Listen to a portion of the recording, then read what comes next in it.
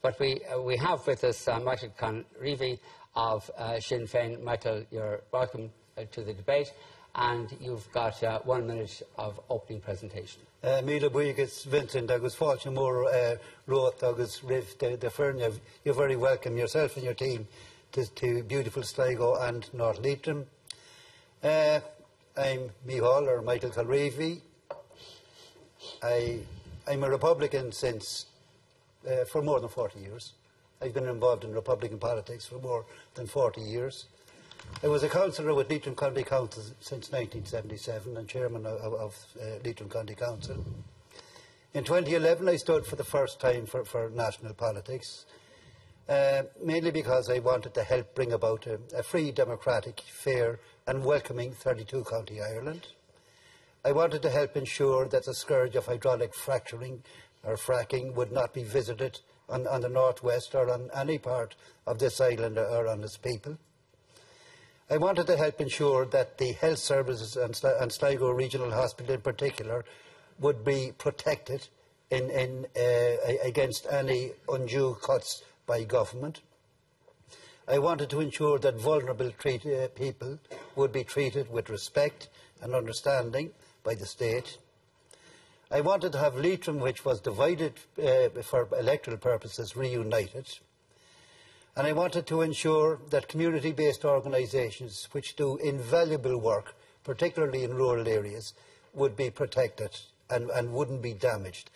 And finally, I wanted to ensure to preserve and improve well-paid, sustainable jobs locally. At national level, I'm not one of those who believes that an opposition TD is just there to oppose.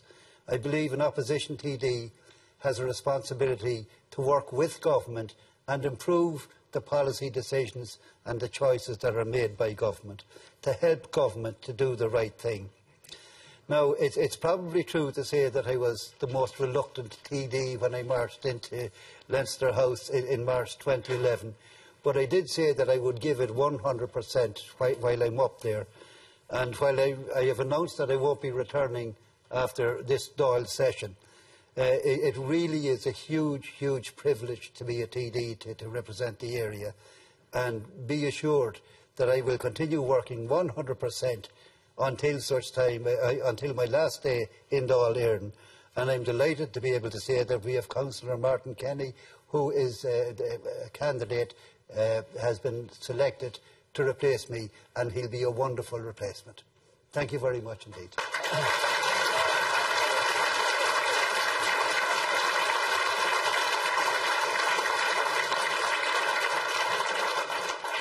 Michael, why are you not standing again? I'm a family man, Vincent, and I'm a home bird. There's probably a little bit of selfishness in this decision. I was reluctant to stand in the first place. I did try to get a good friend of mine, Councillor Sean McManus, to go. Sean didn't wish to go. I probably was the next most electable candidate in it. So I did say, look, I will go, but I'll go if I'm elected. I'll stand for one term and one term only. I believe that it's good to see rotation in politics. And I would hate to end up as one of these TDs who cling on in there and cling on, and the holding of the seat becomes the objective rather than the ambition to change things for the better. So, partly selfish. I want to spend time with the family, with the grandchildren. Partly selfish because I want to do some other things. But mainly, it has to be said, because I'm happy in the knowledge that Sinn Fein will secure the seat, and that the candidate who comes after me will be at least as good as me at doing Do people generally think it's a good idea? Martin Kenny, is it likely that there wouldn't be the same kind of, as Mark said, dictatorship if Sinn Fein were to come near to office? And given the military structures that Sinn Fein was imposed in Sinn Fein over such a long time. Well, I'm unaware of any military structures, Vincent, but anyway, no, I don't think that's absolutely. Oh, but what age are you?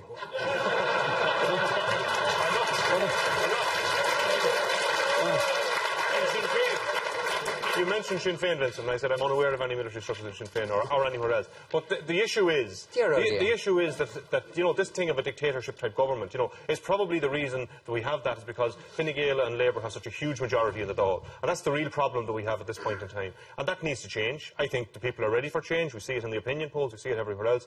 And, you know, how a government acts is really determined by the people. The people elect them. And the people have an opportunity every so often to kick them out of power. And we expect that they will do that the next time around. Now, unfortunately, the problem we have in this country is that the people have become very afraid of government. But it's time that the government were afraid of the people. And I think at this next election, in the next 12 months, that's what's going to happen. They're going to meet the wrath of the people. Because they made all these promises before they got in there. And as you have rightly pointed out on many occasions over the past number of years on your programme, they have reneged on the vast majority of them. OK, a number of people want... All right, this woman here, yeah. Mary Durkin, I'm just asking Michael, how can we ensure that equity of access to services is maintained in this area, because we are geographically disadvantaged. People have to, as already stated, travel hundreds of miles to go to Galway to receive some treatment. And I believe that this is inequitable. If you lived in Dublin, in Foxrocks, you're very close to, you know, or any of the areas of the Dublin district. However, we are disadvantaged with regards to health services, public transport, the closure of Garda stations, banks, post offices, and all of those. It has really crippled this area, and I'd like your views on that. Thank you. Michael, you want to reply briefly? Yeah? I think, Mary, you've put your finger on it. This is a question of equality of treatment. People in the Northwest are as entitled to the same treatment as anybody in Foxrock or anybody anywhere else. This rot did start when the cancer services were taken out of Sligo Regional Hospital. And I believe that there's a risk to the specialty services, not just in Sligo, but I believe there's also a risk in Letterkenny General as well, because the whole focus seems to be towards Galway. Government sometimes trumpets about, you know, the success of the cancer programme, the 8 centres of excellence. What's never mentioned is that Sligo had a very, very successful breast cancer programme here. And the outcomes of the service in Sligo General compared favourably with the outcomes anywhere in a standard of excellence. And instead of building up that service, it was destroyed. And it was destroyed initially by Fianna Fáil and then through deception by Fine Gael and Labour. We have to be conscious, and we have to stand as a people and demand that we in the Northwest, and I think all of the Northwest, I'm talking about Sligo, Leitrim, Donegal, Cavan, the North Mayo, Roscommon, all that area, need to stand and demand equality with the rest of Ireland. We're not looking for anything better than anywhere else, but by God we're entitled to at least as good a service as any place else on this land. And people and politicians have to stand and fight for that.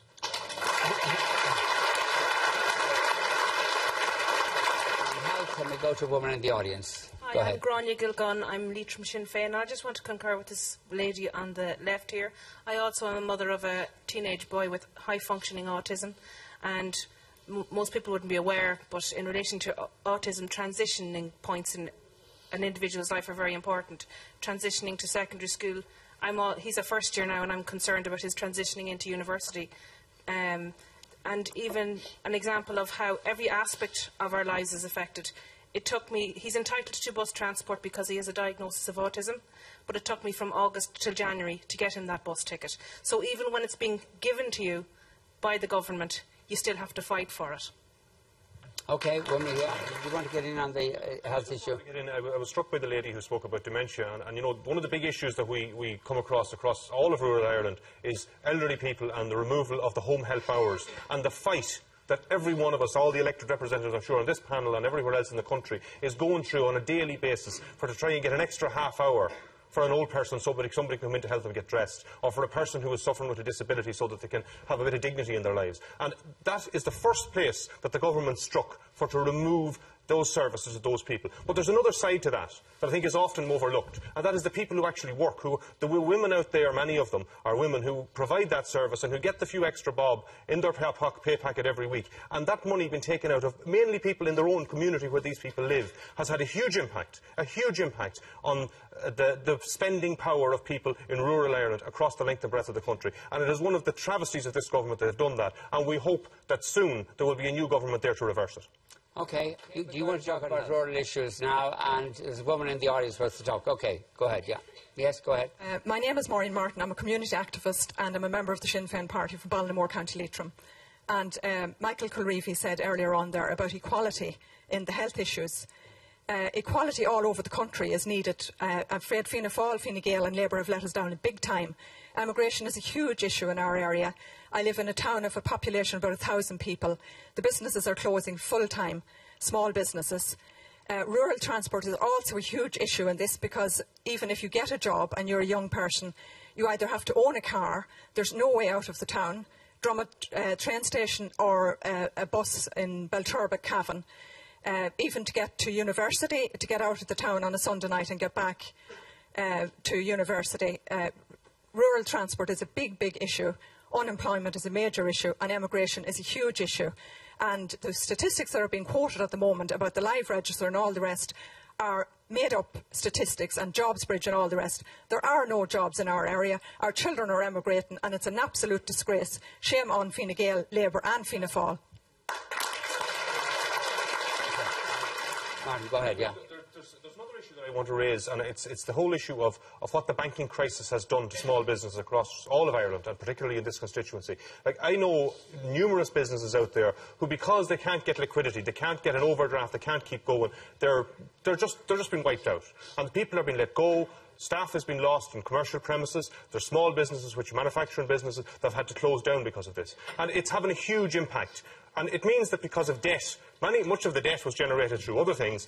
These people are losing their jobs. Now, we have, unfortunately, in the West Cavan part of this constituency, the Quinn jobs are a little bit more secure than they were now that there's back in I suppose, local management. People are a little bit more sure of that. But there's a whole issue there for much smaller businesses that are under crisis across the length and breadth of the constituency. And indeed, it goes all the way into, we had a recent report, I think, in the last couple of weeks, that Sligo Leitrim per head of capita has the largest number of families in mortgage arrears.